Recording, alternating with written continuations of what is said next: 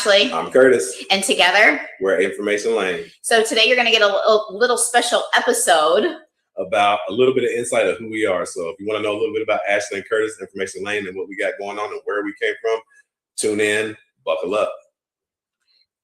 Yes, this week I take over, and the intros didn't run as long as I thought. So we are riding by the seat of our pants, and we love it. Yes. I am one of the producers. I am the producer, I guess, right now of Information Lane with Curtis and Ashleigh here. Push buttons, basically. And one second. He makes us look good. I thought it was time. This is the 4th episode, so it's kind of time, right? Because, the first one, you're just kind of getting on the bike and figuring out how to ride it, and then the second one is like, okay, this is the structure we're kind of going with. Third one, we had a guest, felt that out. And now what we want to do is get a little bit deeper into you guys, learn a little bit more, kind of put to bed any questions we may have. Okay. So as we go forward, we got the first month done, and we have a solid structure. And we can let the people know what to look forward to coming up. So, yeah, that's what we want to do today, or that's what I want to do today, and you're letting me. Let's go. Let's let it rip. Guys, I want to thank you so much for tuning in. As a producer, for a while of a bunch of shows, Information Lane has jumped out to some huge success, great interest. More than anything, the most amazing thing I think I'm seeing right now is the interaction, how we're touching so many people and how people can't wait to, sign up to be a part of the team, whether they're joining the Facebook group, in the chat, on the show, wanting to be on the show. That stuff is amazing. So, we love that. So let me ask you that. What have you guys thought, just jumping out to the success that you guys have experienced so far? Tell me about that. What's that been like for you guys? Actually, it's a little humbling, because we didn't expect all this to turn out the way it turned out. We were just two people navigating through epilepsy, and let me tell you, it's amazing after that. And just to see the hearts and the lives that we touch. We have a few people that come on our show. Heather Marks, amazing. Her husband, Bobby, amazing people. Ashley Howe, I love you. That's my hero. And if you stay tuned in, you're going to learn a little bit about her. I promise you, she's here, and she's here for life. Her mom, Rose. They are key to what we got going on here, because when I first started my trail, I had no hope. I was lost. And Miss Rose came and told me, she said, get it together. Somebody needs you. And here we are. Yeah, I've been on, we're involved in other Facebook groups for epilepsy and just other things. Like I'm in a few mom groups. And so it's weird to see how your trajectory and, you're posting things. And I've seen a lot of people lately saying like, hey, I love the Facebook group, but could we get like a group chat going on or some interaction, or somebody want to do a live? Because it's always somebody asking a question and then they sit and wait for America to answer their question, right? So we've been going on there, posting our QR code, posting this and saying, hey, we have that platform. We have that already. Come join in, ask the questions, be a part of this. And you'd be surprised how many people are like, wow, I didn't know something like this existed already. So like we've mentioned before, we're an interracial couple, and there is nobody else on this platform doing what we're doing of speaking and navigating through epilepsy. That's right. We're real people. We have real conversations. We live real lives. There's nothing fake about what you see here. I work 70 hours a week. She works up to 50 hours a week. We're raising 3 grown kids. She has a kid that's 4. I have a grandson on the way. That's a bunch of responsibility. And like I said, what we don't do is allow stigma to get in between that. So what we're here to do is pass out positivity, and all those who arrive, I promise you'll be here for the ride and you'll enjoy what you got going on. Heck yeah. I know I'm part, and I do. That's I do want to ask, kind of carrying that. I love that. So I do want to kind of ask, I'm trying to pick how to say this. Okay, so you guys can be intimidating. I'll just come out and say it. That's the easiest way to say it, is to say it. You guys can be intimidating. And what I love about what you do is you're very honest, and you guys go, hey, we're not perfect. I mean, Ashleigh, I've had more than one woman tell me you are intimidating. Like, how does she do it? She's got it going on. She works full time. She's got kids. She takes care of Curtis. You know what I mean? Like, how does she do it all? And I don't know. I still would wonder as well. And then Curtis, of course, is like, man, my man has epilepsy. Working. For those that don't know, you work outdoors. Yes, sir. Florida heat. Look at the tan. Gorgeous. I'm coming. I need one of those. Anyway, that's right. Come on down. Florida heat, epilepsy, 70 hours a week, children, working on grandkids. So would you guys tell us? And here's the thing. I hate questions like, what's your secret? There's no secret, right? No. You're not hiding something in a box and then you go and open the box and light signs and you have the surprise. and all the answers. So how do you do it? What do you attribute the strength, the continuation, the grit it takes to do what you do? Oh, and you guys have a podcast now too. And a very add that to the plate. Amen. Which is another at least 20, 25 hours a week. I bet you guys didn't think when you started, we're both starting a part-time job with needy folks and no money. Cool. That's right. Hey, but we're willing to go full-time for no money. Let me tell you, this cause is way worth it. Like, I'll work for free. I'm telling you. Yeah, so I'll say, like, in the beginning, I don't know how I did it. I just did it because it had to be done. And as I started to do things and we dived into this journey and did this, it's God. God has us and we are heavy into our faith. And that's how I'm able to do this, because I know he's going to carry us through every day. And I know that sounds cheesy to a lot of people because they're just like, really? And about your comment about intimidating, I've heard that my whole life. And I guess it's just the way that I carry myself, because I'm pretty confident on the things that I know. And I'm one of those fact-finding people. So, like, for instance, when Curtis was first diagnosed with epilepsy, I totally got on the internet. I was Googling, I was chat GPTing, everything. Like, I'm a very green person. I need to know the how, the where, the why, and why it's going on and why it's happening. So before I speak on anything, I always do my research, my education, and that's really what I think is the most important thing. And that's where I get my confidence from, because I'm like, well, no, I've already researched this. So I'm pretty sure, like, I know what I'm talking about. And I think a lot of people do find that intimidating. And because I am put together, I take care of myself, and I know I don't look my age. And a lot of people are just like, wow, I do have a powerful personality. And I think that's from my father and my mother. I was in construction my whole life. And so being a female in the male industry, you have to stand on your own 2 feet or you'll get walked over. Very true. Very true. And Curtis? For me, the confidence came from not wanting to fail. There's no part of me ever wants to fail. I know I'll never win every battle, but as long as I show up, it's a success. But I think for the most part, watching people like Heather, the Ashleighs, my kids, just breaking those generational curses, I think that's what gave me the confidence, because before I found out we had epilepsy, we're breaking these curses. I mean, we're changing our legacy. And this came knocking on the door like a thief, except for we invited it in this time. We didn't give it a chance to steal nothing. We invited it in, like the Lord said, we give them everything we got. And that's what I do daily. And also all those people that's out there listening, you give me the confidence to get out here and do what I do, because somebody has to do it, and why not me? Yes, I love for sure. That. When it comes to epilepsy, I'm Rorschach from Guardians. You know what I mean? Am I stuck in here with you, or are you stuck in here with me? Yeah. I love that. You know what I mean? Now you can't leave.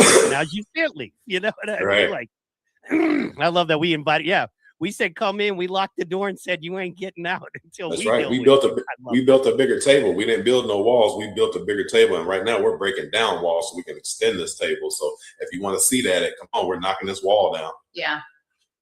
Yeah. And we want to be a voice for those people that don't have a voice. And, I mentioned this, I think, on our first episode, was that being in this situation, you feel so lost. And if you allow it, it'll drain you in depression, and you trying to navigate day by day. And really that's what I did, was just navigate day by day.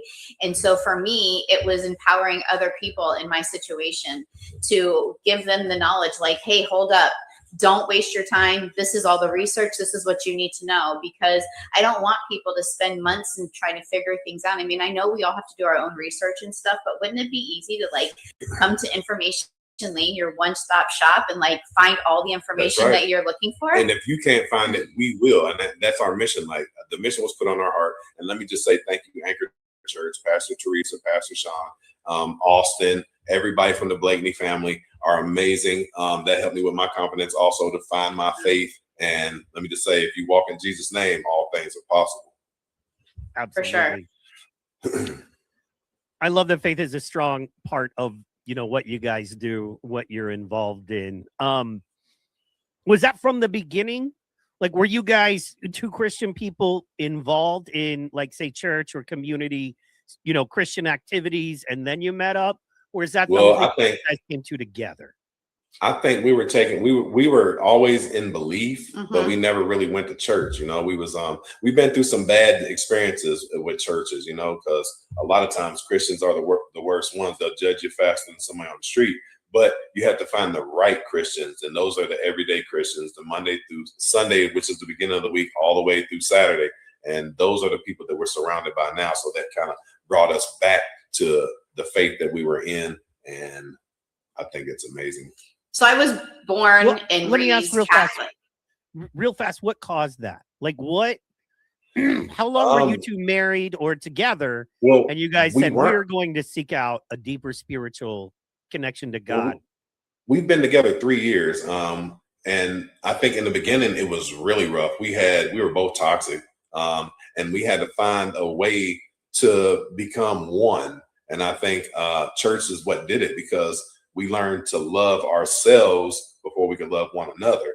But what we didn't do was give up on each other. We kept the battle going.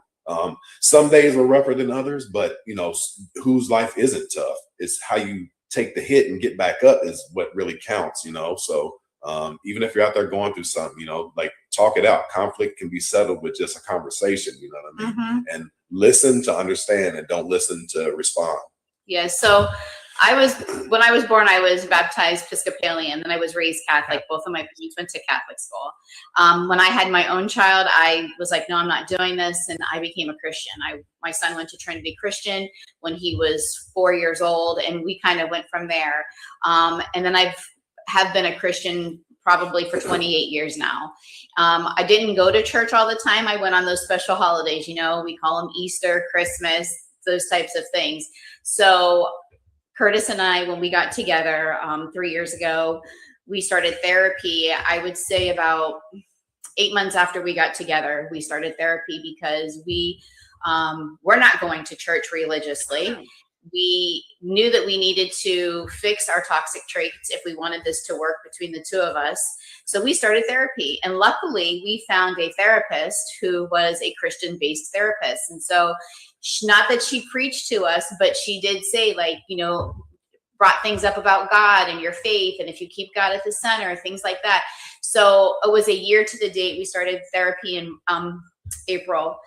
The following year, we said we needed more. We wanted something more. So on Easter of last year, we found Anchor Church, and we've been going ever since. Every Sunday. The only time we miss it is when it's our anniversary, we're on vacation, or it's one of our birthdays and we've gone away for a weekend, but we watch it online. We're really religious about our faith and staying into that. And we're implementing it into our daily, and we give it to our kids as well. Our kids are, they don't go to church every day, but they hear their parents talk about it. And like I said, eventually even the hardest nuts will crack, and we're on our way. We'll do great things as long as people keep an open mind and judgment free. So we went to our church. Like I said, we've been there for just a little over a year.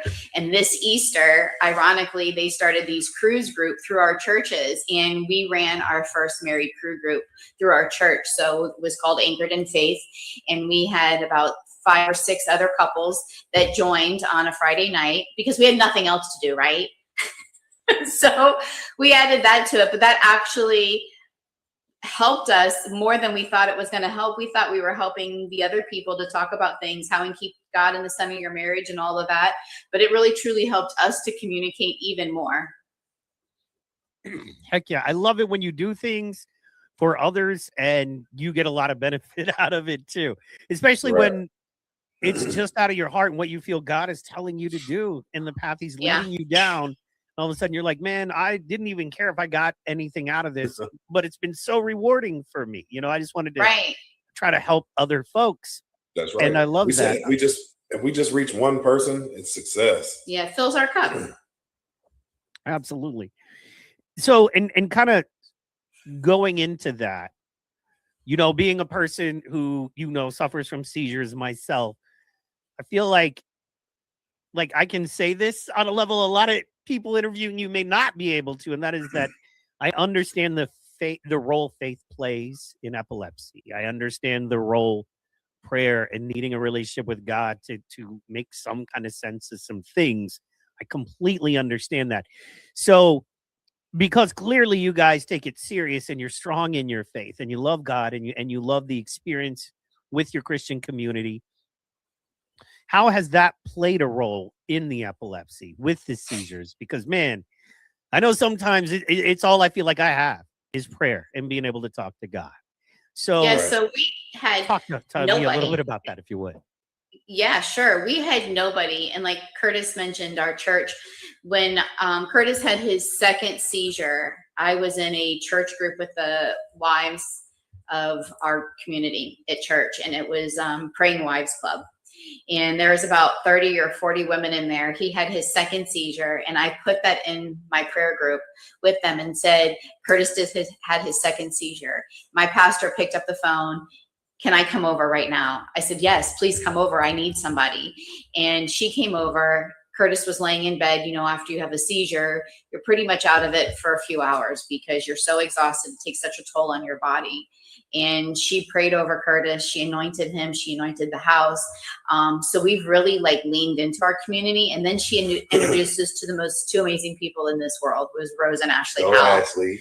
And like Curtis mentioned, if it wasn't for Rose, she was truly a godsend for us, and she was a godsend for me. I had my personal one-on-one person to say as a caregiver, how do I do this? Is this normal? Like, what is going on? And so did he. I mean, he had so many questions for Ashley when we sat down with them for the very first time and asked, and it was so nice. And then to find out we had other people. We have another girl at our church, her name is Stephanie, that has epilepsy, and she is amazing. And so we were able to form a community within our community of all of the people that we knew that went to church and were epileptics or having seizures. It's definitely it's an eye opener. The church definitely helped me. Pastor T, she really set it all the way off. When she came to the house, I never had anybody come to the house and care that much that didn't know me. You know, most time when people came by, they wanted something from you. She didn't want anything. She just wanted to come help. And like I said, our pastors are imperfect people, but they have pure hearts, and that's what sets them from different people. It sets them off from other pastors. No shot at any other pastors, but my pastors rock. But they gave me the strength to also get up, and they also introduced me to the hero, because without Anchor Church, I would have never met Ashley or Rose, and I'll probably have been telling you a different story right now if I was here at all. And that the other thing I want to just add real quick was our pastor's wife, who came to the house, she also suffered from seizures for 2 years. And not sure why she had them. She was never diagnosed with epilepsy. So just having someone else in the community that was able to help was great. And every Sunday when we go to church religiously, everybody walks into the church, they will stop you and give you hugs. And I think just those words of encouragement every week, how are we doing? What's going on? And I'm like, we're 140 days seizure free. It just is a great feeling to get positive reinforcement from your community. It's the community by itself, because they hug everyone. They talk to everyone every day. So it's not like they just got a bunch of people that come into their congregation and sit down, talk to them, and send them home. No, they actually talk to them, ask them about their day. They go above and beyond for the community, which allowed me to do what I do now. So they inspired me. So now I'm here to inspire you guys. Yeah. Heck yeah. I love that. And talk to me about real world effects from whether it be epilepsy, dealing with other people, your marriage. How has finding the right church, being fed spiritually in that way, and then taking leadership and voluntary roles in church, how has that how does that help the battles, man? Because I'm going to be honest, man, a lot of times as Christians, me included, I go to church, Christian, for those that may not know. That's right. You get on a podcast or you hang out and we just talk about how great it is to be around each other, right? And it's like, well, that's any club, right? I mean, Right.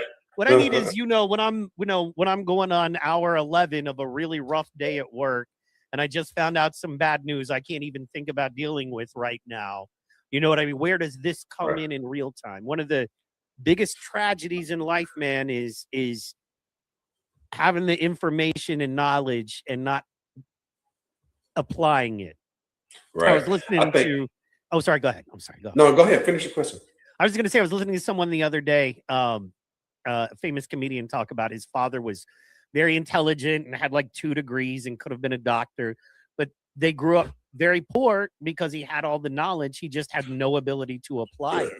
And that to me is heartbreaking, right? It's like, that is, lack of wisdom right there, because wisdom is the application of the knowledge, right? Right. So in that, how has, your faith helped you all in those real world situations? Well, knowledge is definitely power and education is key. So in the beginning, we didn't know anything. We did a lot of research. We did a lot of footwork. So of course that takes up a lot of your day. So you forget about your normal and you start picking up information, but you forget that you got a real day behind you. So by the time you get caught up, now you're in this whirlwind.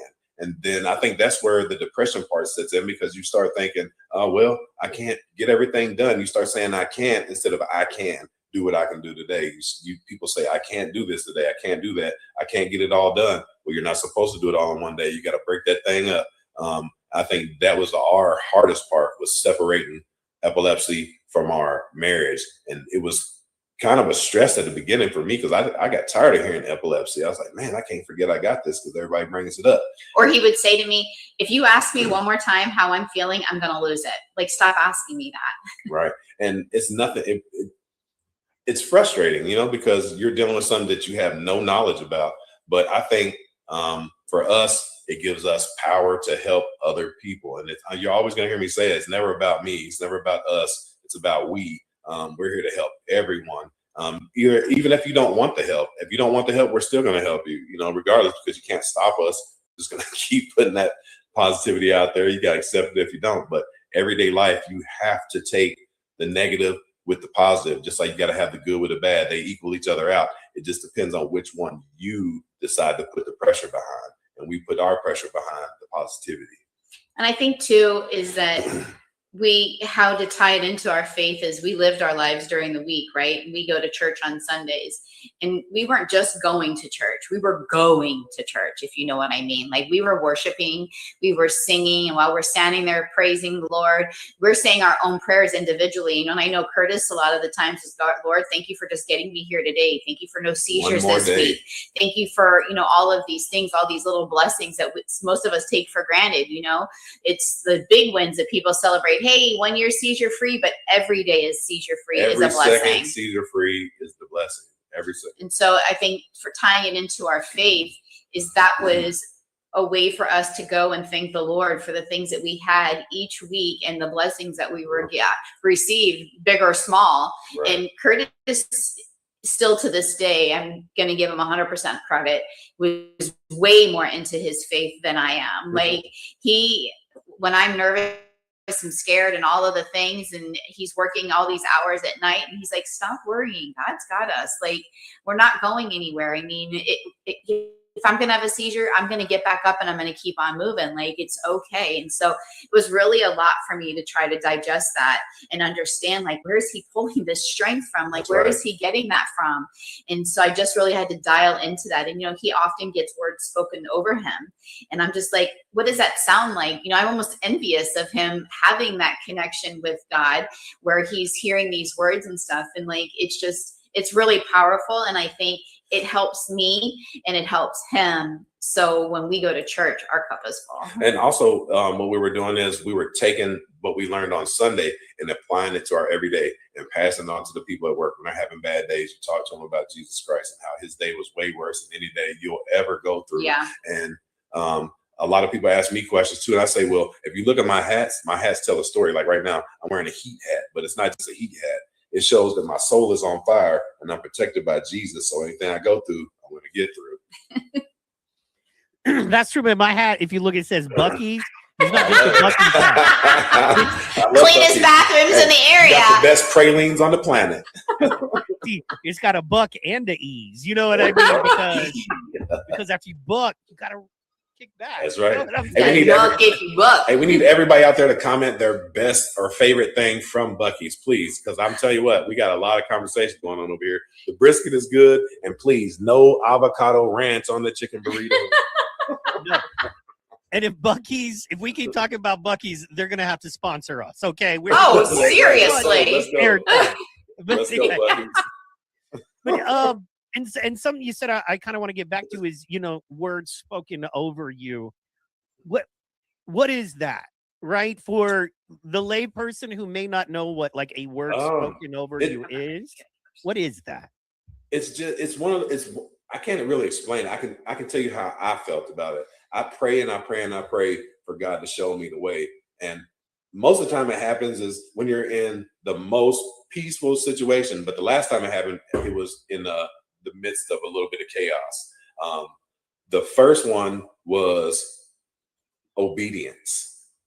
And I didn't know what that meant.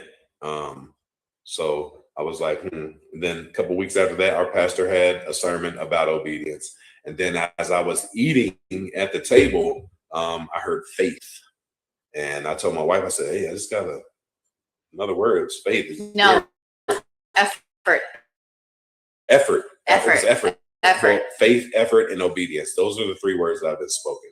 And ever since I heard those words, our lives have changed. I'm not going to lie, because instead of running from it, I walked towards it. And we found our ability to be advocates. I found the ability to tell my story no matter how tough it is. I found poetry. We found Mike. We found Amy. We found Enrique. We found Heather. So many blessings have hit us, and I just can't be grateful enough. But Curtis's first word, well, it may not be his very first word, but the first word through this journey was when he was laying on the hospital table after having his first seizure. And I came into the room, the lady, you woke up and you're in that post-itical stage. And for some people, that's a very angry stage because you're so confused. You have no idea what's going on. And he was.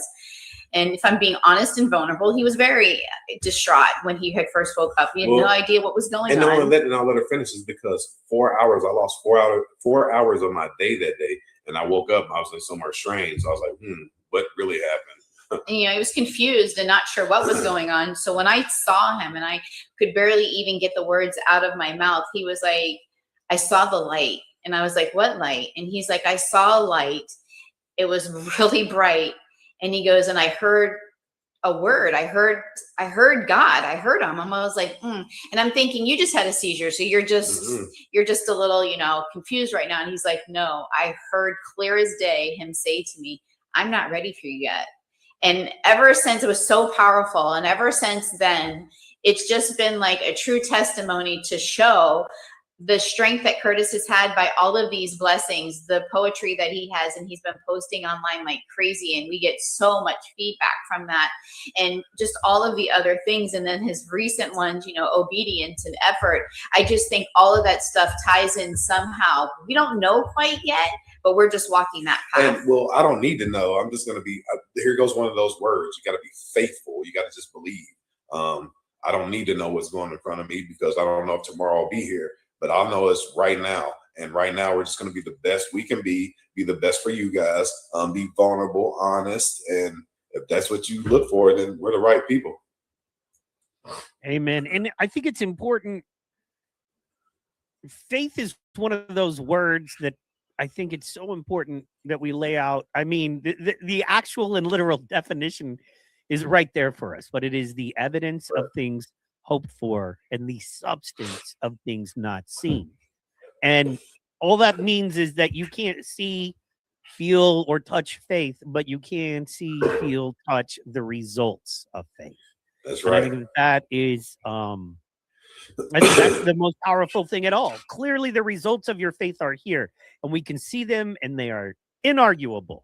And that's the beautiful part about them. That's what I Right. love about that. So I love getting those words, man. And I love the fact that you are faithful and it's being proven every day. You know what I mean? That is huge. And want to get into, because, you know, epilepsy is what brought us together and kind of That's the core there before we move too far out of that. Like what you were talking about the first day you had a seizure. I remember the first, I don't think any of us will ever forget, especially if it happens a little later in life, man. Like, you know, I remember waking up in that and I was unhappy. You know what I mean? And right. kind of coming where we come from. We'll get a little more into that in a bit. Like, we do not like to feel we're not in control, at least of ourselves, at any moment, but especially with something like seizures. So can you maybe talk to me a little bit about how that affected you? Just as, you know, we call you, for those that don't know, we call you Black Superman. You can do anything. You really seem like you can do anything. So being hit with this, man, like, you talk to us a little bit about what that was for you. You know? Well, to be honest, when I got hit with that seizure, because let's just rewind that. The 2 days before that, we were in the Keys and we were kicking it. I mean, kicking it like a kung fu movie, having the best time of our lives, walking around, eating food, just chilling. Me, my wife, my daughter, we were just kicking it. I mean, literally having the time of our life. The night before I had my first seizure, we were in the pool. I had a drink of Hennessy. I remember that. I had one shot of Hennessy, and we went upstairs, called it a night because we were leaving the next day. The next day when we got up, I felt fine, like nothing had ever happened. I get into the elevator and I smelled burning oil. Like I was like, do y'all smell that? It was like real bad burning oil. And I started sweating real bad. And I didn't think nothing about it. But once again, let me rewind. I was at work the Friday before we left. My Apple Watch starts going haywire. I mean, literally haywire. I was like, yo, what's going on with this thing? It's calling 911 and my emergency contacts. He came home and told me that. And he was like, I think I need a new watch. Yeah. My watch is going crazy and it keeps telling me I need to call 911. Right. So I get on Amazon, order a new watch. And right after that, after we get out of the pool, we're on our way home, smell in the elevator. I start sweating. We go to the front. My daughter and I, we love to play against each other. Like, she's my best friend. I mean, literally, she puts her feet on me every day. She don't like me, but she puts her feet all over me, lays on me and sniffs me. But she was in the back seat. I was in the front, and I turned on Pantera Walk. She said, Dad, can you turn that off? I said, no, I turned it all the way up. We had a convertible. I was like, we're kicking it, girl. And she wanted to listen to Billie Eilish. So we take off, and I say, we're supposed to go take a picture at the most furthest point buoy. And we didn't. And we were getting on the road. We were talking about food. I looked up, seen an airplane. And the next thing you know, 4 hours of my life is gone. I mean, literally 4 hours of my life. Now I'm 49. I never had a seizure in my life. 48, my bad. I never had a seizure in my life. So I woke up 4 hours later in Keys General Hospital, or whatever that hospital's name is. And the lady who was next to me, her name was Heather. And the reason why I noticed her, she had this big peacock tattoo on her arm. So shout out to Heather if you're out there. I appreciate everything you did for me. But y'all could have left my tank top alone. But that was the day that my life changed. And from that point on, I had to sink or swim. You know, it was definitely rough. The first 5 months, I'll be honest. I was scared. I mean, literally, I was scared. Some people say, well, you're too big to be scared. My butt. Let me tell you, you let something like lose 4 hours of your day and you were just living life to the fullest. So now, for me, I'm limited. You can't drive. You're dependent on other people. So that's where that word faith comes in, because you have to have faith in other people to make sure that you're going to get what you need done. So for me, when you build that faith, then there's another word that you must have. And you must have this. If you're epileptic, you got to have this word, and that's trust. You got to trust somebody, because if you don't, I promise you, it's going to be a rough ride. You might get it done, but it'll be a little bit more rough than you expect. So trust, that's what I had to learn. I had to trust, and I had to believe in myself. Like, I had to believe in myself more than I ever had. I've been through a lot of things in life, but epilepsy is one thing that really humbled me.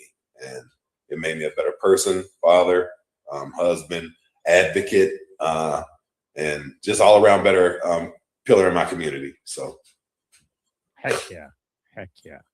And as his wife, Ashleigh, as somebody who had to be there, you know what I mean? And if you don't mind me asking, what are kind of the frequency of your seizures since you started? Would you say monthly, twice a month, once every 3 months? Like kind of it was like every 30 days. Every 30 days I was having one. And they're all nocturnal, so I'm having them in my sleep. Last one I had, my neighbor had to come over and help her because I almost fell off the bed. You know, I'm a big guy, 250, but she gives it her all. Let me tell you, she's on that bed so fast, them rescue meds, about to cold shout out, my neurologist, y'all amazing job. We love you guys. You saved my life more than once, and a couple people I know.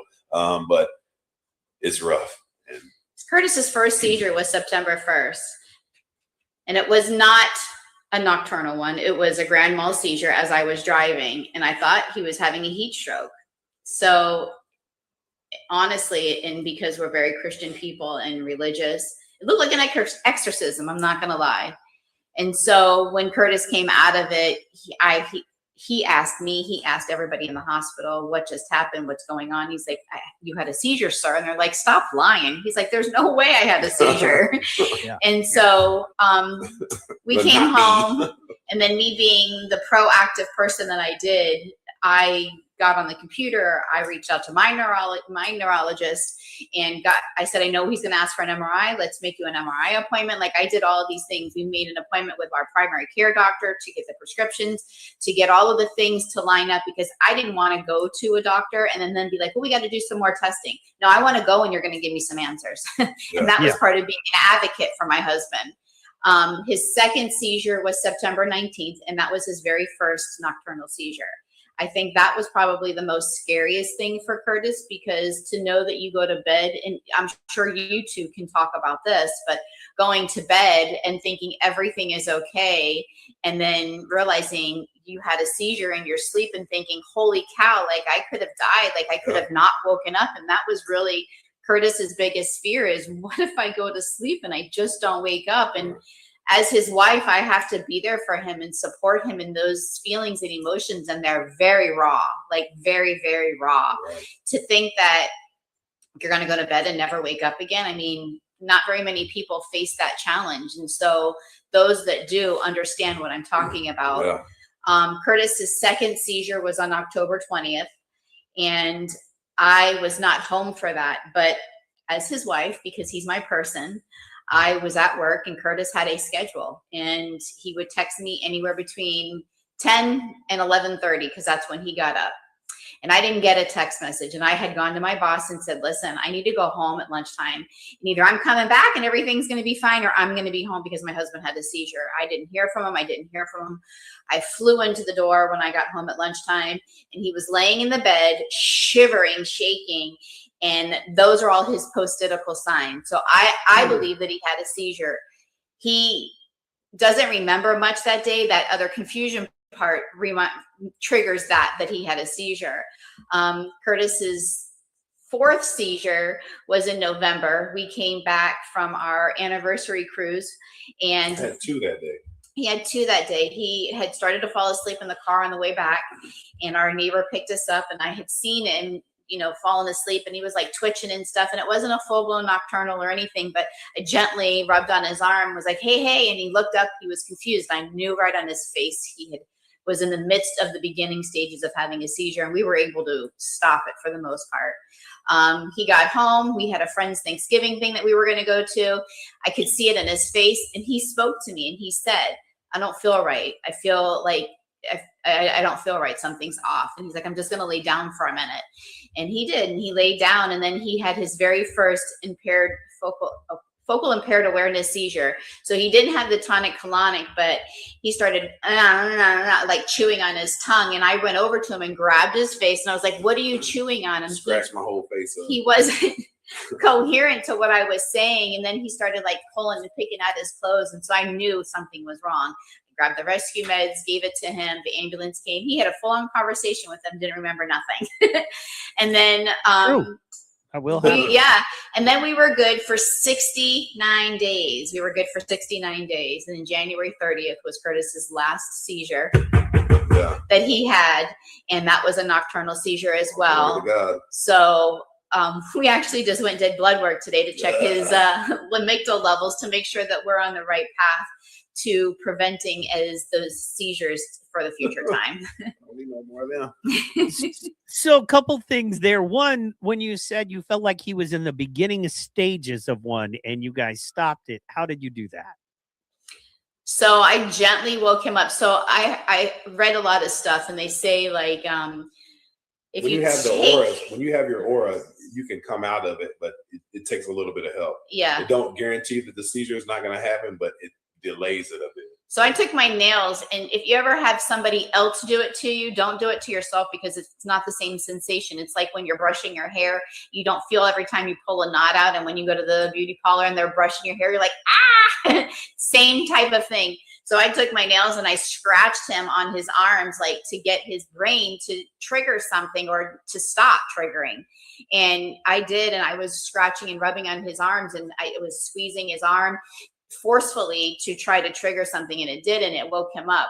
But we also recently were away at an epilepsy event in March, and he started to have some aura signs, and he's like, I don't feel good, something's wrong, like maybe it's the pizza that I ate. But then he's like, I feel just like Friendsgiving, and I feel like I'm gonna, so Curtis is so in tune with his body that his breathing skills are impeccable. And if you can focus on something other than what's about to happen, a lot of people describe it about the doom and gloom type of feeling.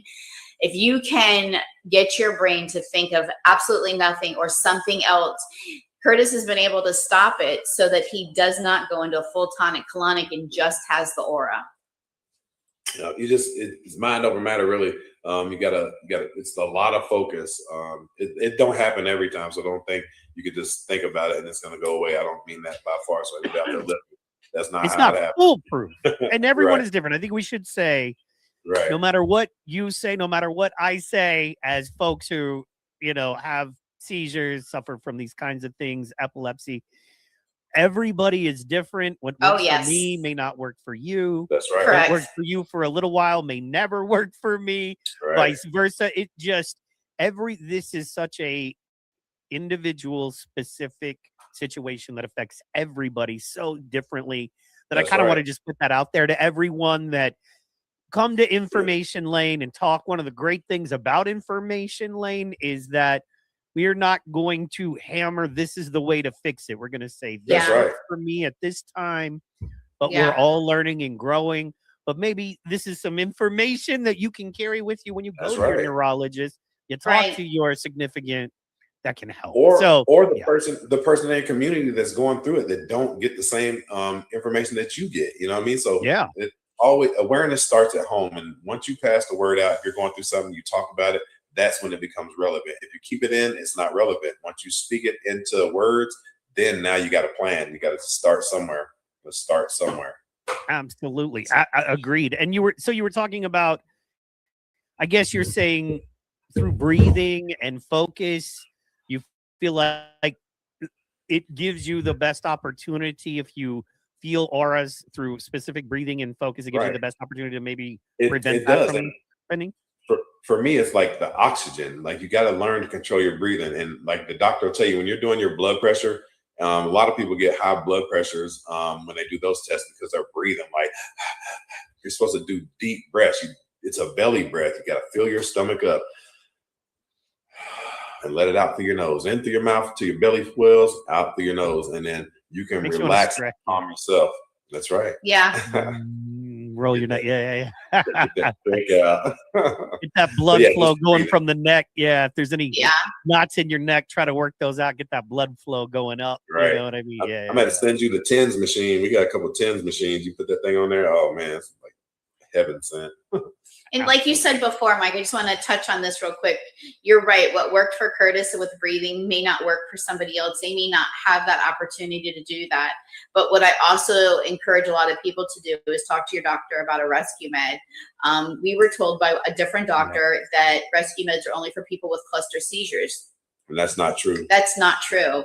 we spoke to actual reps from my neurologist at epileptic events that we've attended and asked them, and they're like, no, it's for the first onset of it. And a lot of people will tell you too that you do it, within the first 5 minutes. And actually that's not true either. What is true is that you do it as fast as you can. If you see someone having a seizure, you administer the medication right away to stop them from having a full-blown tonic-clonic. That's right. And always consult your medical physician for using any drug, any rescue meds. Make sure that your doctor knows about it, discuss it with them, and learn the ins and outs, the do's and the don'ts, because that's what separates awareness from just being aware.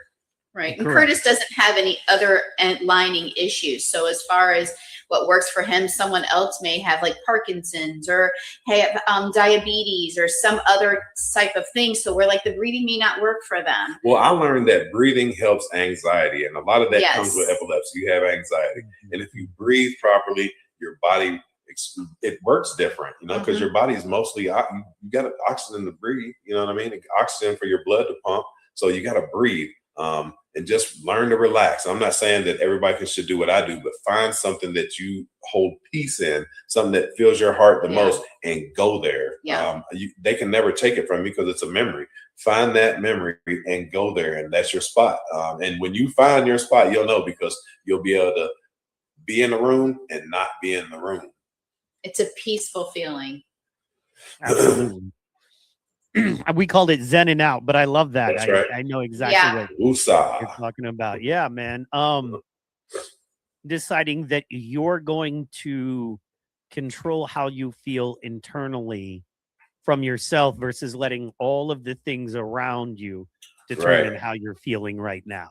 One of my favorite things, and it's very hard, right? But one of my favorite things that in philosophy is you have a choice, and people a lot of times will say, well, you don't choose your feelings. And it's like, that's correct.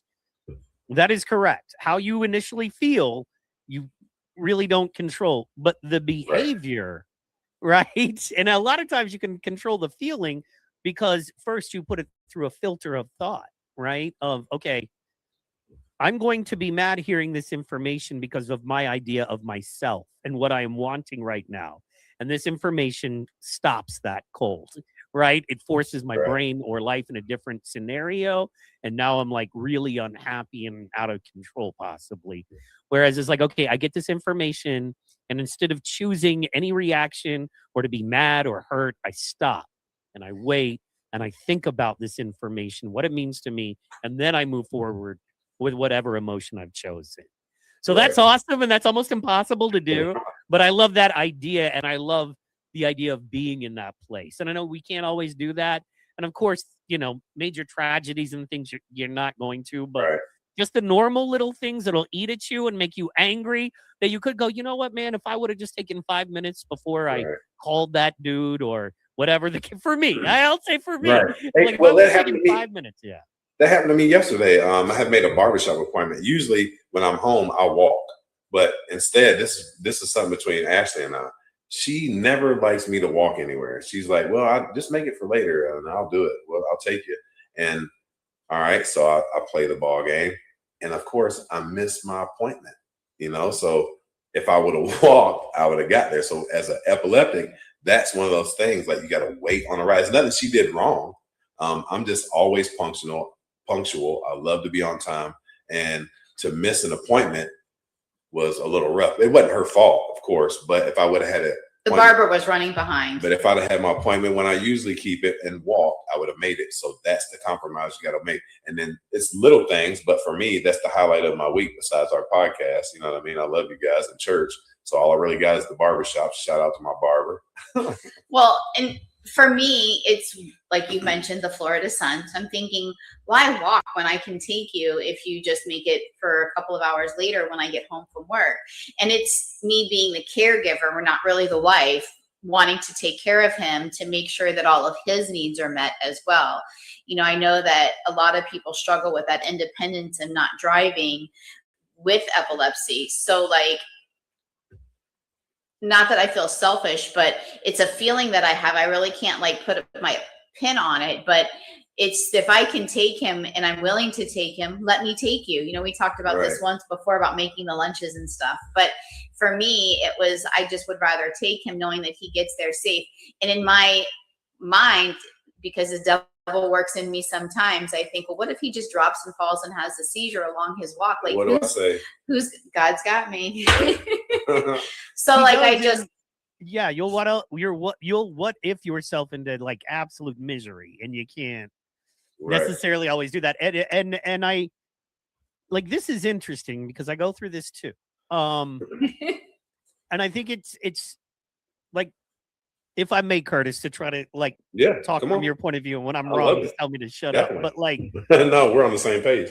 For him, it's so much more than a barber's appointment, right? It is one of, as he mentioned, 3 or 4 things in his whole life, right? So if it's you know, and you're doing the church and the podcast and everything else with him, so my man may, besides back-breaking, brutal 100-degree heat work, there's maybe one thing, and he doesn't even get time in his car to listen to music or his own little podcast, scream if he's mad, you know, have those conversations that all men have in the car that keep us sane. And drive time is key sometimes. Y'all have no idea. But anyway, you can scream. So probably, you know, that time he goes to the barbershop is so valuable. That hour and a half a week is, he would trade a lot of other hours or probably come off double the amount he pays for the cut to have that for him. Right. That's right. Yeah, and I know it's his personal time. You know, I know it's his time. Let me finish. And not anything against you. Not anything against you. So you're not thinking like that, right? You're like, I'm a caretaker. My man walking in 102-degree weather with epilepsy, and he drops and starts shaking. Half of the people are going to think he's a drug addict because they're going to, because that's the reality of us. That's right. And where we live, and all the drug abusers out there on the streets. If we're walking on the street and fall, you know what I mean? So there's that. And then there's like, please, I love you. And I wanted my act of service is an act of showing you love, as a love language, speaking to you. And if you turn that down, now I'm kind of hurt that you would turn that down. And he's like, okay, well, now I'm dealing with that. Right. So it's like both of you are doing the trade-off and the give and the take thing. You know what I mean? And I understand from Curtis's point of view, and I want you to understand, I do kind of understand from your point of view too. You're trying to love him in the best way you know how. And he feels like he's trying to compromise to allow that love, but then that hurts him because this one little thing he has to give up, which is like, well, you're not compromising or coming to the table with the same amount as I am for us to do this thing. And then when it doesn't work out, you know what I mean? I'm like beside myself there. And I think it's important that, because he was like, I was frustrated, and then I was thinking about you in the same way, and me and my wife joke about this, but I'm like, yeah, when I'm angry and frustrated and it's just me and you, guess who gets all that? That's right. It comes right out. Not the situation, you know what I mean? Not the air. No, you get it because it's what it is, and you're the person there. And I need to remember, in all of this whole damn thing, you're the one that's going to clean me up. You're the one that's going to pick me up. You're the one who only wiped me down the night I peed on myself twice. She cleaned it and didn't judge me. Yeah, you're the only one in this whole thing that has dedicated your life to helping me through it. And while it is frustrating, and while you may make mistakes as a caregiver sometimes, ooh, you wanted to give me a ride, you piece of dirt. Kidding. Right. Like, you know what I mean? I need to be patient and kind with you, even when it's real hard on me sometimes. And then by the same token, I need to understand as a caregiver how valuable that hour and a half is to you. And maybe, you know, give you that space. So I don't know, man. I'm not a counselor at all. I'm just like, well, you're doing a good job, Therapist Mike. Well, for me, like I told her, it's the independence. Like, you can't drive. They keep telling you what you can't do, and ask her what my favorite question is. What can I do? You know what I mean? That's the question. I never say can't. I'm American, so I can. No shot to anybody out there, but God bless America, and God, I love you. But yeah, well, it's not for nothing on that, but love or hate the country, it's where we're all at. You know what I mean? It's like, you can love or hate where you live, but you have an option. You can kick holes in the walls and light fires in you know what I mean? Or You can try to put a new coat of paint and a new carpet. That, like it or not, this is where we're That's at. right. So I'm gonna try to make it good. Or there's deals on one-way tickets at JetBlue. You know what I mean? I'm just saying. Bye. No, and I know that in all seriousness, I know it's his time and it's something that I have to come to terms with. And it's, again, I struggle with that internally for myself of being the wife and being the caregiver. And we've talked about that too. That's a fine line that you walk. So I just want to make sure that he's good. And too, a lot of the times he'll make his appointment for like 1 or 2 o'clock in the afternoon, which is like the dead of the heat of the day. And then he's already come home and just gone to bed like 9 or 10 o'clock in the morning. And then I'm like, God, he's only getting a couple of hours of sleep. And then he's going to go walk and exert himself to the barbershop. So like, even if I were to be like, hey, could you make it for like 3 or 4? And he's like, again, you're telling me what to do. Like, I'll make my barber appointment when I want to make it. So, and I get that. How about you make a deal? You know what I mean? You make a deal. Okay, you can do it however you want to do it, but the first time you have a seizure, you're right. Situation, and the first time that my worst fears are realized, then from then on, I get to tell you when you book your appointment, and I get to drive you there. Deal? That's right. Now that's nice. Deal with you. That would be nice if I was rich. If I was rich, that'd be okay. But I still, all right, check this out.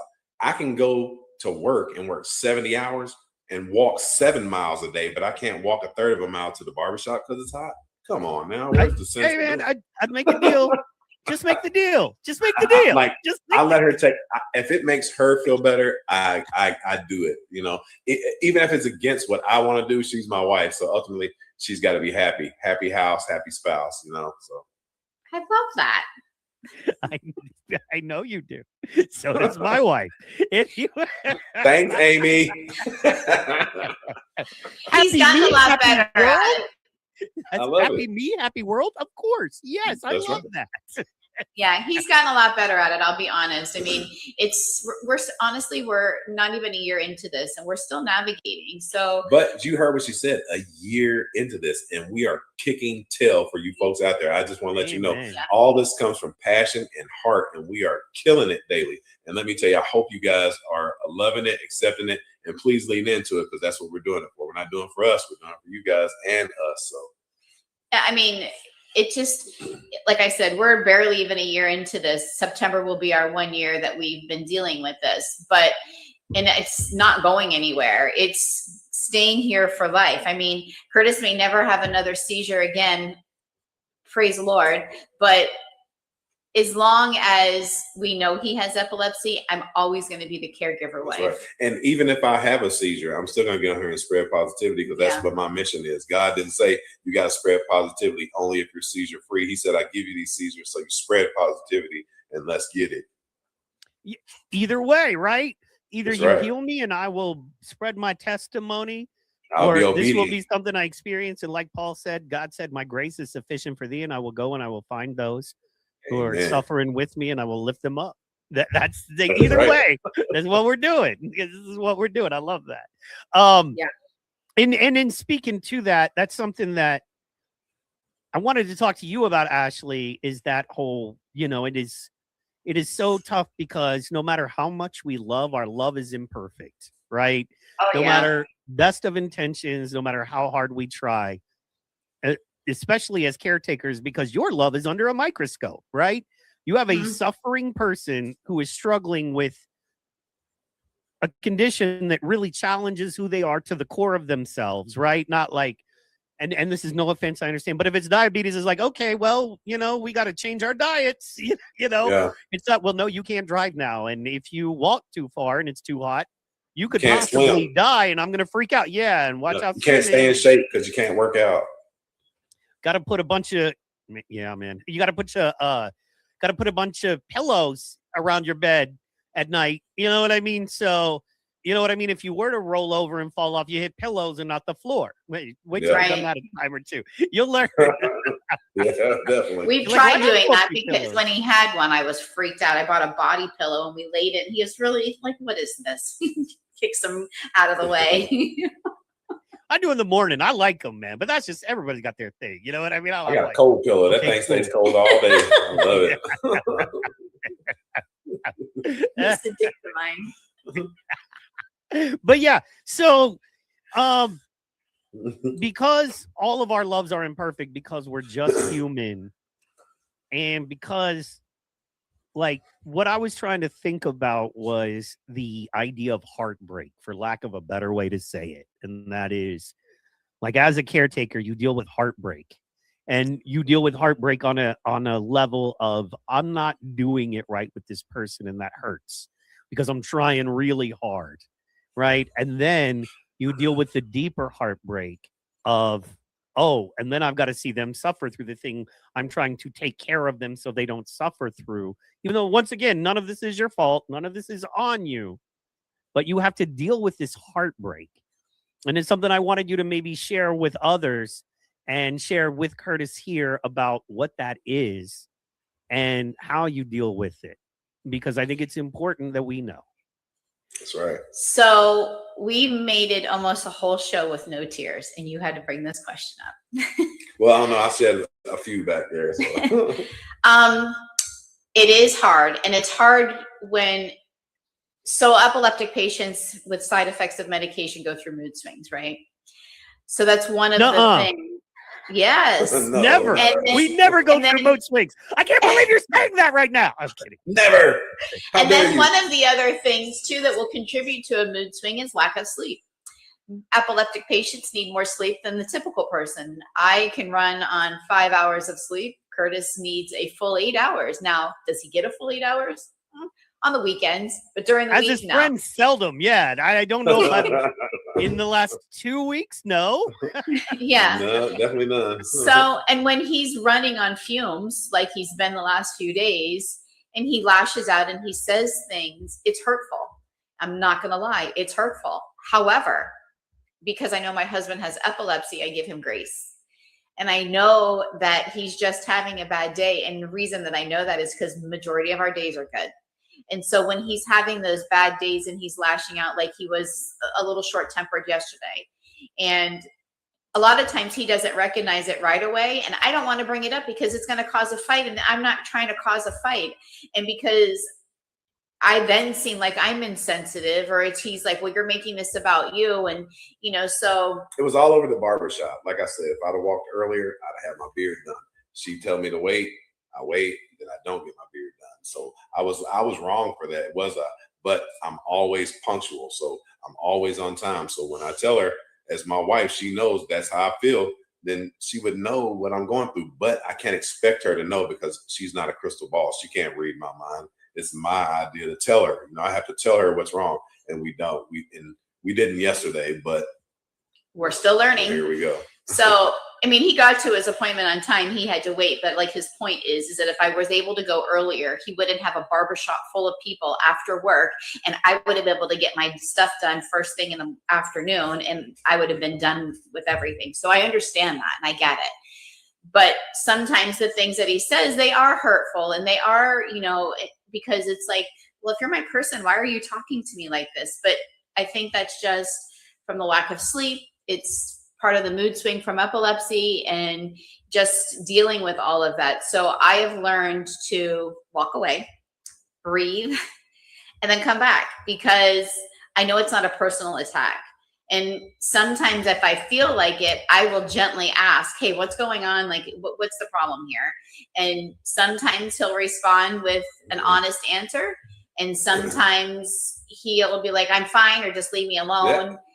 And that's fact, because not one, when you have epilepsy, not one conversation is two-sided. It's always a question and answer. You feel like you're being interrogated. Are you okay? Did this happen? Is that happening? Where you going here? Did you hit your foot? Oh, what's going on? Can you feel it? That's all you get is questions all day. I'm like, just talk to me about something other than epilepsy, because I try to forget it and they don't. And I think that's where we get frustrated, because I want to forget it.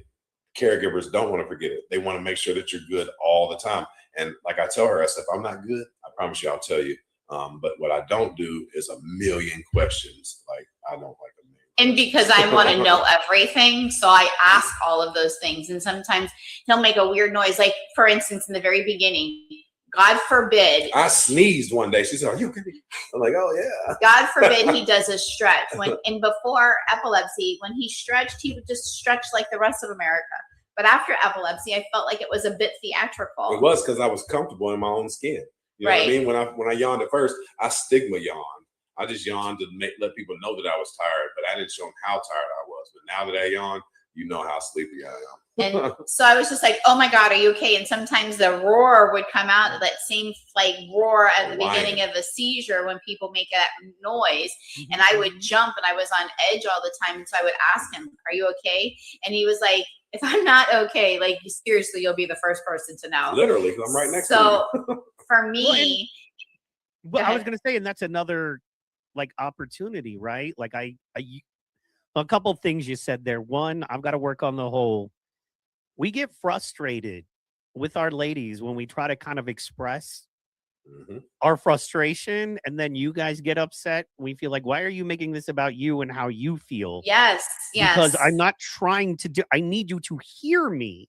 I don't need you to feel sad about what I'm saying, because that doesn't fix anything, right? Nothing. And then you're going to go into a mental place that's not understanding where I'm at, and you're just walls and attack versus, oh, maybe I made a mistake, or I'm not understanding where he's at, right? So, and that also keeps people from venting. Like when things like that happen, understanding is a must, because when someone who has epilepsy like me, I vent, and now you're thinking I'm hurting your feelings, it makes me not want to say nothing the next time, and then or take your temperature before I talk to you about certain things. But if I'm willing to open up and you want to listen, then you got to listen when I'm willing to open up, because if no one's listening, then I'll just keep it in. And that's what we're trying to avoid. That's why I fight so hard, because in the beginning, that's what I was. And now I had to be the change. What I prayed for in the beginning was change and understanding. So now that's what I have to be. And is it rough from time to time? Yes, it is, because we talked about it at the beginning. I'm an imperfect person, but my heart is pure. And I do have to watch what I say and watch how I lash out. But it's one of those things, I can't control that. I can control how I react after that, but I can control the apology. But sometimes I can't control the anger or the frustration, because there's a lot going on. You know? And for me, I had to learn how not to take it personal, because it wasn't a personal attack at me. And I won't be mad at her. I'll be mad at the world. Yeah, well, and to that, like being frustrated when they ask if we're okay. I'll give you a perfect one there, right? So what I had to do was learn the compassion of her. You know, one of my favorite sayings is put yourself in my shoes, right? Compassion means exchanging yourself with the other person for a minute, going, what if they were more important than me in my life right now? What if their heart, mind, emotions, and what they were wanting and what they were yelling about or crying about or talking about was the most important thing right now for a minute? But if I just pause and let that happen for a minute in my mind, right? And you realize, man, imagine if you live with someone that every time they made a crazy or funny sound, they were scared. They were on the edge of watching you just freak out, a seizure, a traumatic event. Well, then that's their PTSD, right? And that's trauma triggers in their heart and mind because of something that you not consciously, but because of something you put them through. And I say that too, because she sees the caregiver sees the beginning and the end, the alpha and omega. Only thing we see is the aftermath, you know. So I can't tell you what I look like during a seizure. I have no clue. You know, until somebody films it. So has Amy done that? I know one day I might be able to lick my elbow. I know that. but it's just to keep in mind, like for her, I go, I'm okay. I hate it when she does it, like when we're going to sleep, right? Like, you know, allergies or something, I'll sneeze and make a funny sound like, or something, you know, and she'll be like, are you okay? And I'm like, yeah, babe, I'm okay. It's okay. Just rest. We're good. Relax. Like out of a dead sleep. Yeah, because I realize there's a trauma trigger PTSD reaction in her. Yes. And even though she might not ever say it, and even though subconsciously it's not anything, and she is more than willing to go through it right now, call an ambulance if she needs to, everything, and she's ready to go.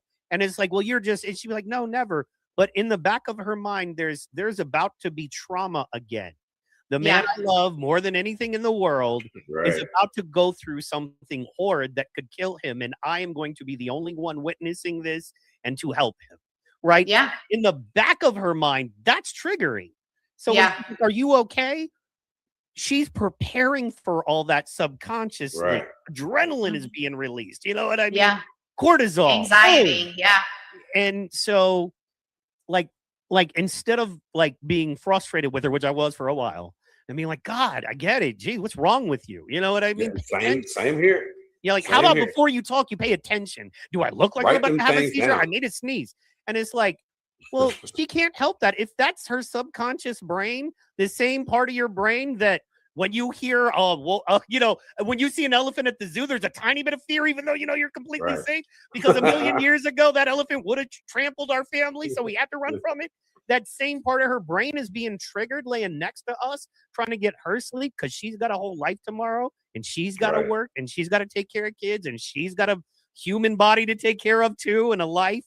And all of that she has to stop simply because she loves me. And there are so many other dudes. So when we put it like that and think of it like that, a lot of times, man, we go, oh, man, well, maybe because I might go through this again, and because of what she's been through, I'm able to comfort her in this moment. And because of something I don't want to admit that stops me from being able to comfort my wife when I would like to. And in this moment, I'm able to, I'm going to take that opportunity. Because I promise if tomorrow was my last day, I would have wished I would have comforted her rather than snapped at her and told her to pay more attention. You know what I mean? Right. For me, I'm just saying, you know, things like that. And once again, compromise on all ends.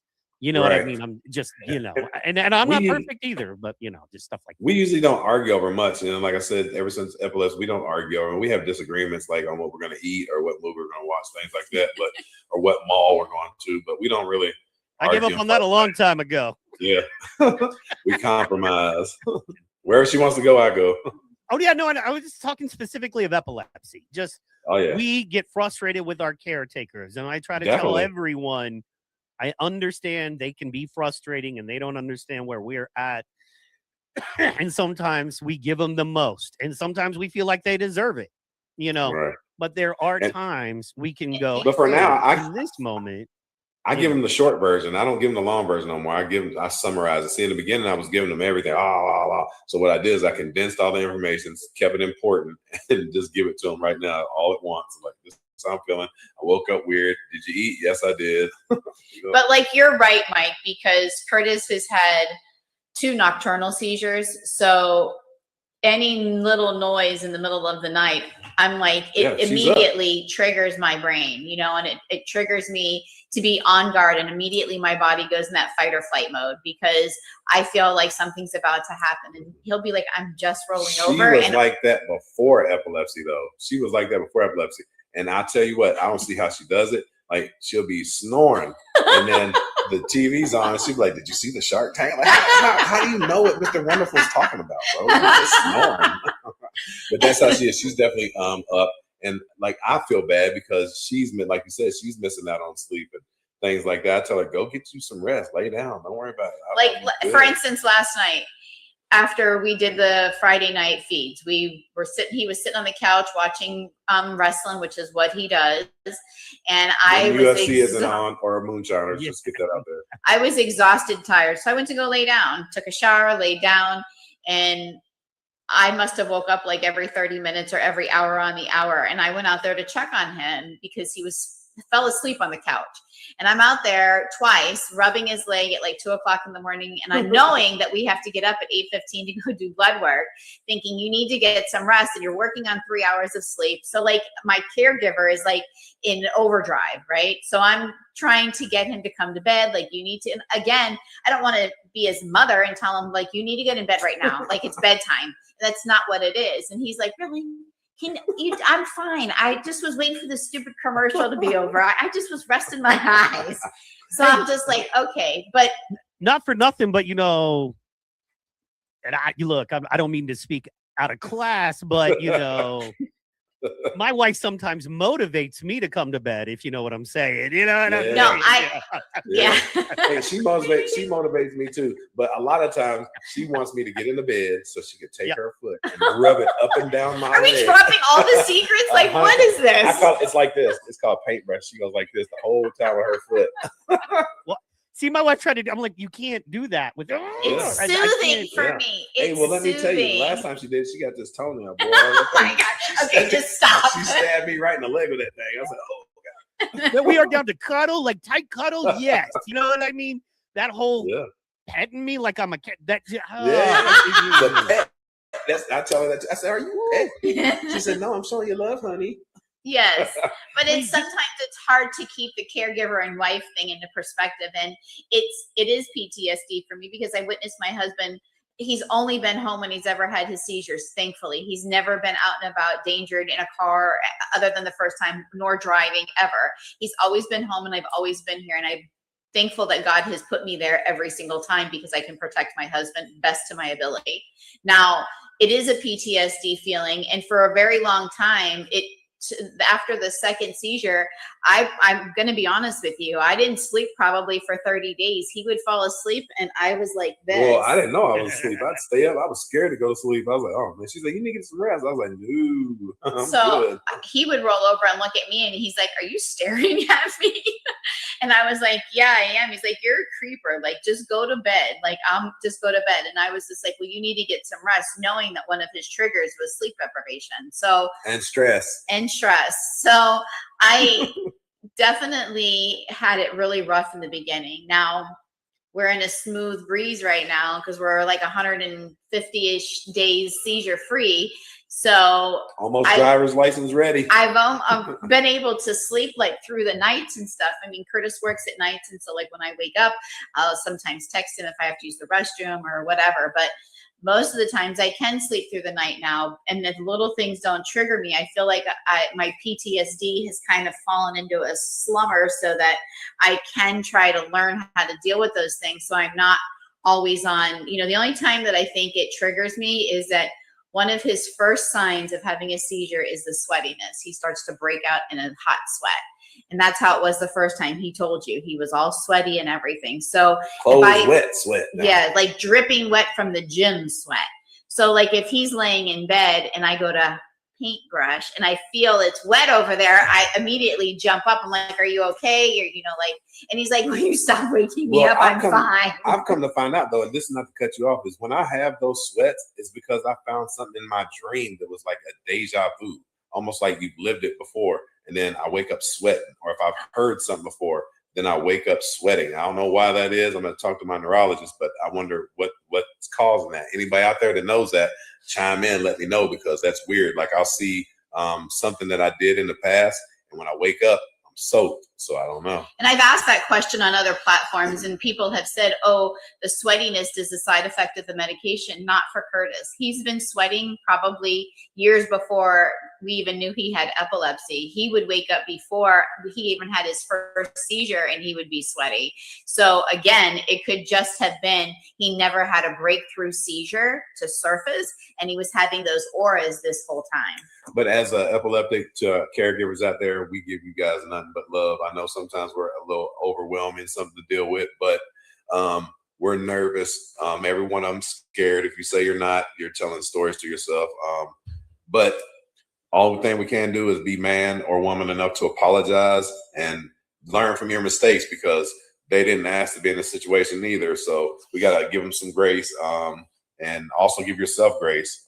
You can't do anything about it. You got it. All you can do is run with it or sit on the sidelines. Well, and open communication is very important. You know that, like you and Amy have. This is what I wanted to get into that I knew you guys never would if you weren't questioned. So I love you. This was a setup. No, but look, I love it. There are a lot of married couples going through epilepsy related stuff, whether it is some of our friends that we love very dearly in Suda, whether it is real-time seizures, right now, whether it is, a child, a husband, a wife, but they're really going through this. And I wanted to knock all the sheen off you guys for a minute, because you guys have the sheen.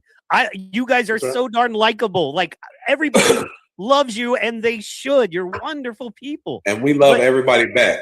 And you're. What I love is how one of the many things I love is how humble you guys are. But it was so important that I wanted people to see, because I'm listening to you going. Literally, a thought I had a minute ago was, if you put a tape recorder in my living room and their living room, you would be shocked at how similar That's right. Not sort of, kind of, exact words. It's exactly the same. Yeah, and that means that we're not alone here, man. No, there are a lot of folks going through this. We feel exactly the same.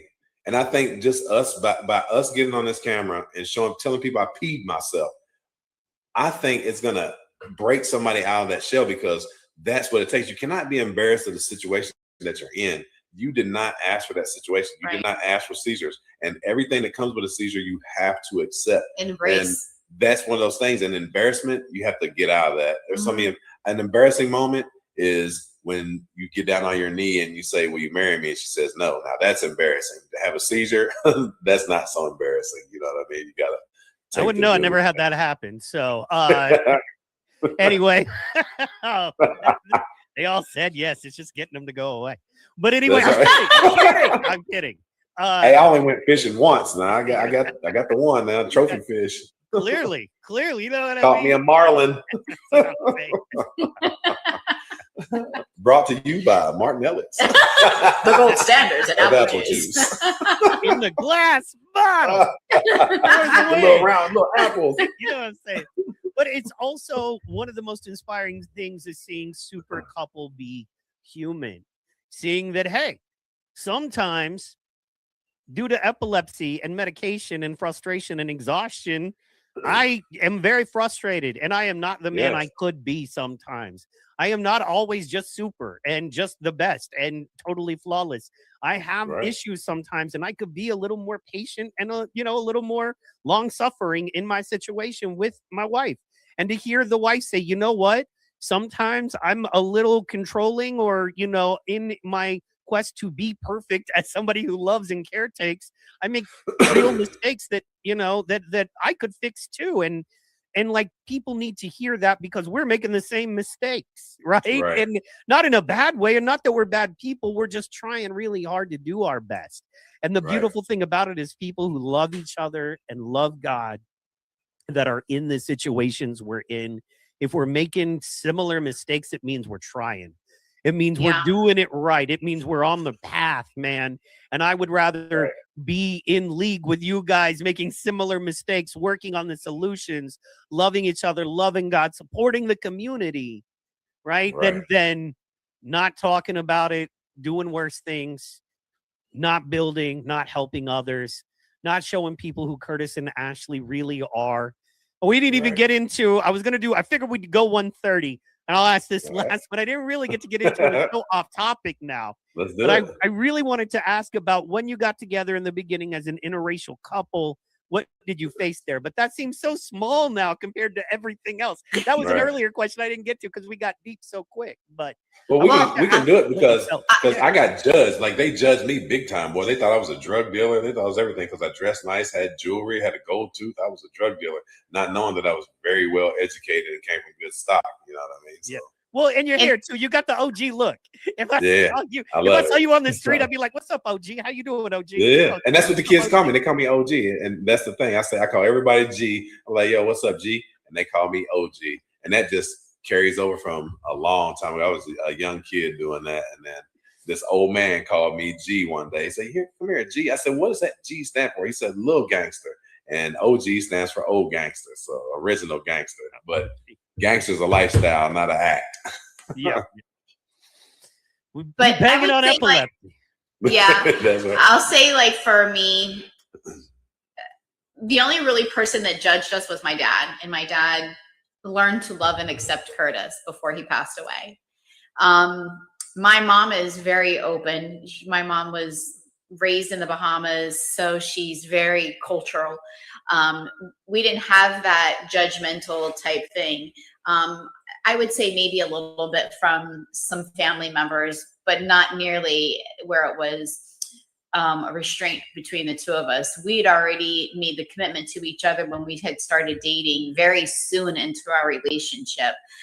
In fact, I remember one of the first 2 or 3 days of us texting and Curtis joking around and asking me to marry him. And I'm like, well, he's like, let me just put a ring on it already. And I was like, well, I'm a size 6. So like, and it was just joking around. But again, we were older in our 40s and we knew what we wanted. Now, yes, Curtis was judged by everybody. And I don't think it's because we were just an interracial couple. It's because of how he appears, and he's got a gold tooth. And if you know who Curtis is, you know there's a symbolic meaning behind the gold tooth. It's not just a gangster type thing.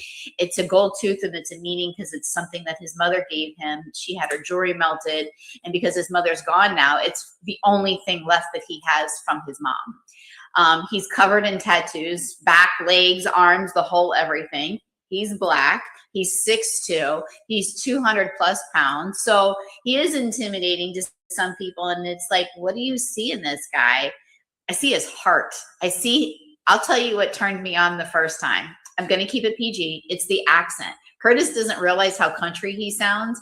And it's his twang, his accent. I think it's so sexy, but I mean, that's just me. And it was the way that he treated me. And the second episode, Curtis was talking about intimacy and all of those things. And he is right. If you can get someone's mind to come, the rest is history. So if you're having intellectual conversations with somebody, that's what we talked on the phone in the beginning. And neither one of us were big talkers on the phone to begin with. We would text, but we text and talked all the time. Yes, in your 40s, you still do that when you're in love. That's right. So we did that a lot. And then we got to the point where we just wanted to be together, and we didn't really care what anybody else thought. I was like, they're either going to come along for the ride or they're not. One or the other. And so we did, and we had an amazing turnout in our wedding with people and our friends, and everybody was accepting. And, you know, Curtis is mixed. He's half white, half black. So,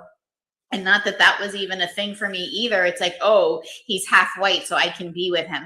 I didn't care. It was who Curtis was, who his heart was, and how he treated me. And I love him for all of those things. So again, we didn't care what anybody else thought. Well, I think in the beginning, like the people that was on her side, they were a little different because I was not a loser. You know what I mean? I was one of those people that didn't fit their lifestyle, the mold. And what I try to explain to him was, I don't fit in a mold. I came to break that thing. You know what I mean? And I told him all the time, I said, I'm sorry, y'all had y'all's whole lifetime to put a ring on it. I said, don't hate me because I took advantage of my situation.